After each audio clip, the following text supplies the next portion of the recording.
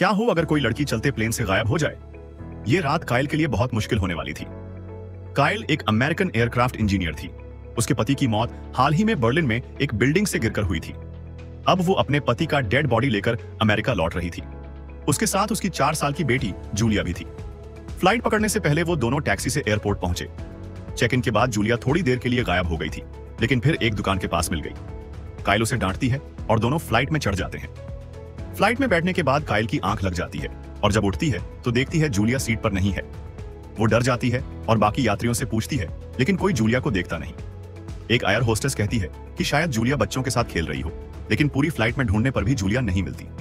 अपनी सीट पर वापस जाकर कायल को बस उसकी बेटी का टेडी मिलता है, लेकिन बच्ची नहीं। फिर वो क्रू मेंबर्स से मदद मांगती है और फ्लाइट में अनाउंसमेंट होता है, लेकिन कुछ भी पता नहीं चलता। स्टाफ चेक करता है तो पता चलता है कि जूलिया का बोर्डिंग पास सिस्टम में है ही नहीं और उसका बैग भी नहीं मिला। सबको लगने लगता है कि शायद जूलिया कभी फ्लाइट में चढ़ी ही नहीं। कायल को कोई भरोसा नहीं होता। वो कहती है कि उसकी बेटी उसी के साथ थी।